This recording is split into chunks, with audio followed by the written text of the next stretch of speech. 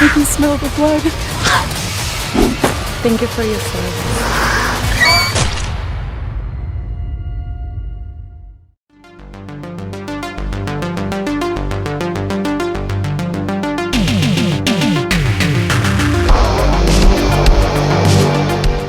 Let me tell you a story, folks. Let me tell you a story about a little vampire movie called FANGS OUT.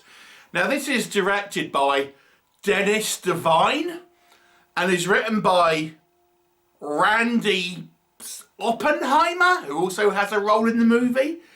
I'm thinking, is this a porn film? Am I going to be reviewing a vampire porn film?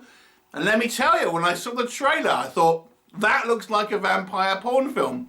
I got sent the trailer and they asked if I wanted a screen, and I said sure. And I was thinking, oh man, this looks really cheap. It kind of looks like a porn film, minus the actual kind of like doing it sections. And I was like, oh God, I've said I would review it now. So I soldiered on. And agreed to do the review. I watched it.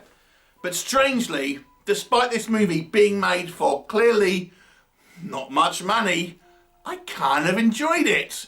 I couldn't believe it. I actually kind of had a somewhat of an entertaining time watching FANGS OUT. So this is a low budget movie. I suspect the budget was probably not more than a few $1,000s. And it focuses on 4 young friends who is trying to essentially get plastic surgery on the cheap. So they essentially cross the America-Mexico border illegally to go and see a clinic in Mexico where they basically can kind of, you know, not have to go through all the kind of the red tape and get it for a lot cheaper. Now, I thought this was an interesting premise because here in the UK, quite a lot of people actually go abroad to places like kind of Turkey to get kind of, you know, cheaper plastic surgery and things like this. And, you know, so it strikes me as a kind of they'd probably do that in America, maybe going over to Mexico like this. So it's a good setup for a horror film where, you know, people don't have, you know, this situation like that isn't going to have the safety checks maybe, and something inevitably could go wrong. Now, in this movie, what is going wrong is this clinic is run by vampires who are wanting to harvest the blood. But, you know, it could be anything really. So I thought the premise was actually pretty solid here. So I was surprised. Because it's kind of like a decent setup for a movie, especially when you look at the visuals of this. It actually has 2 concurrent storylines. So we have our 4 friends that are going to this kind of clinic, and we also have a police detective who is looking for his daughter who had previously gone missing a few weeks before of the same clinic, and he's kind of doing his investigation. And then we have our 4 kind of like young people at the clinic, so to speak. So we have those 2 concurrent storylines that all kind of converge towards the end of the film. And then along the way, you know, we learn other things. You know, the characters that are involved, the cartel, the Mexican cartel has a kind of hand in things. And I actually thought the story, although it's, you know, it's a basic story, but it had some fairly good ideas in it, I have to say. The other thing I kind of quite liked here, I kind of quite like the characters. Now, they're massively over the top, especially the kind of the vampire kind of characters. But our 4 friends, you know, they're kind of played for laughs. And one of them actually does play a porn star. But there's not really any nudity in this. But, you know, despite the acting not being particularly strong, let's be honest, I still found the characters quite enjoyable, quite fun, quite entertaining. The movie is a comedy to a certain degree as well, and I kind of found some of the comedic jokes and sort of elements within the movie quite amusing as well. I kind of quite like that kind of light touch humour. For example, just to kind of tell you one joke really, there's like a vampire nurse who's at this kind of clinic, and she's kind of wants to get rid of someone she's sired, so just goes, oh yeah, vampires, they totally can kind of go out in the sunlight. And she's like, this other girl that she's just kind of wants to get rid of, who is now a vampire, you know, she's sired her. She's like, yeah, it's fine, just go outside, the sunlight doesn't affect us, and she does, and then obviously bursts into flames. So I kind of quite like some of the kind of the humour here. I actually thought it kind of worked in a lot of places. I mean, a lot of it is, some of the characters are a little bit kind of goofy, but I kind of quite liked it.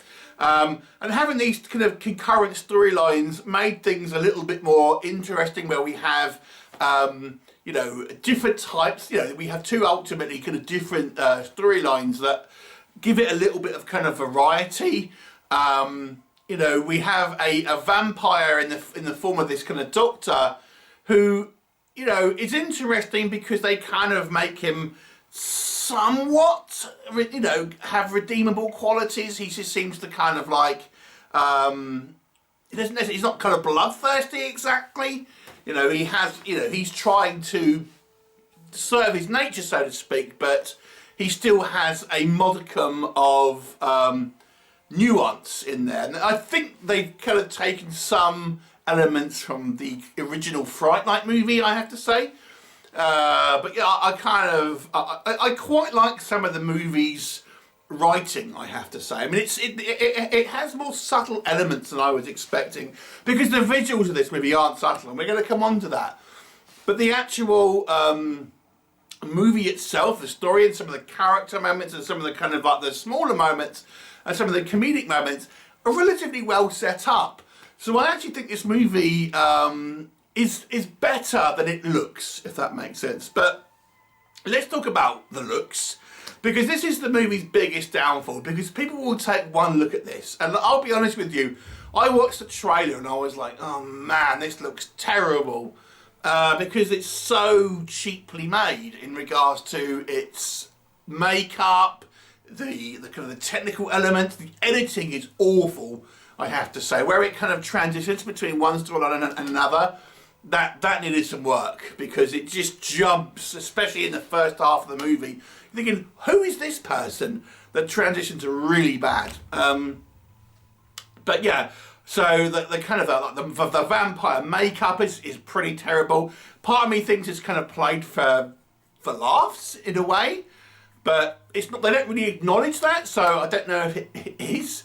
But yeah, the vampire, I mean, when they turn into kind of burst into flames and turn into dust, it's like horrific kind of CGI. The acting, yeah, as I say, it's a mixed bag. Obviously, no one's great. Let me just be honest with you. But I think there's, you know, there's okay performances for a movie like this. There's one girl, for example, who doesn't want the plastic surgery, actually played pretty straight, to be honest with you, and some of the other kind of characters have played a little bit more goofy. But yeah, I thought there is some kind of like, some decent character moments. Like, you know, we have these two kind of nurses, and one of them's only like half vampire, and they kind of bicker, which I thought was kind of quite fun. They have a little bit of kind of rivalry and kind of at each other's throats, so to speak. I mean, the movie's, I have to be honest with you, it does feel like the police scenes were added later, to kind of bulk up the running time. It does feel like it really has two storylines that weren't really kind of connected, because they don't really dovetail until right at the end, and they have very little crossover until then. So it does feel like that feels like reshoots to me. Yeah, I mean, the thing is for this film, you know, if you like low budget schlock, I would suggest giving it a go, because there's no getting around it. The visuals of this movie and the kind of its presentation is pure low budget, you know, indie film, like quickly produced, not well acted. The special effects are not special, shall we say.